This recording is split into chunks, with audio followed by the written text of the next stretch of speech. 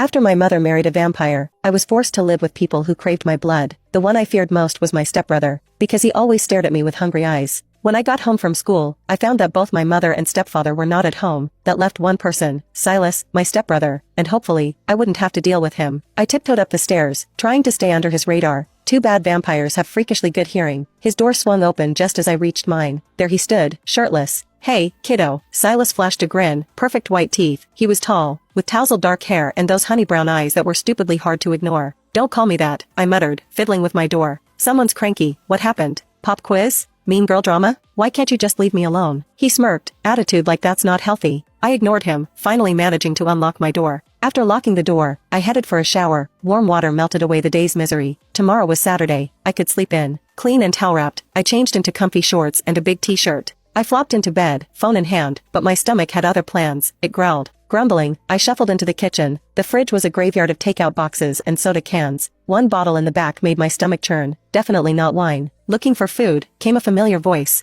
Silas was leaning in the doorway like some vampire calendar model. I nodded, too hungry to argue. "Come on, I'll take you out." He grabbed his keys, and I followed. At the door, he stopped and looked me up and down. "You can't go out like that." "What?" "It's just a t-shirt, a long one. It practically reached my knees." "It's not the length, it's the vibe. If I go back to change, I'm staying there. So if I starve to death, your fault." He sighed and led the way to his car. It smelled like him. We ended up at the usual place, Bill's favorite restaurant. He guided me to our usual booth. Most tables were filled with couples whispering sweet nothings. 2 booths down, I spotted a guy who was clearly a vampire, his human girlfriend looking at him like he hung the moon. "Think they're cute?" Silas asked, catching me staring. "They won't last," I said without thinking.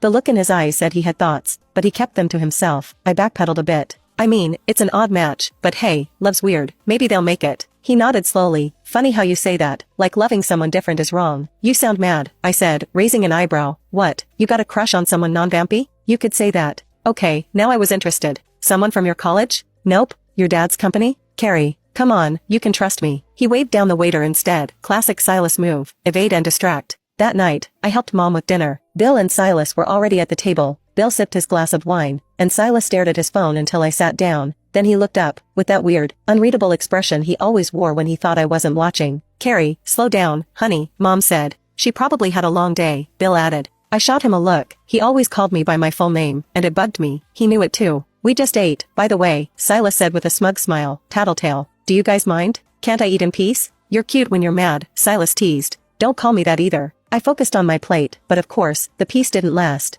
"By the way," Bill began, "your mom and I wanted to talk about college." "Oh no. You've got 1 year left of high school," Mom added. "Have you thought about where you want to go?" "I'm moving to Hawaii." They blinked at me like I'd said I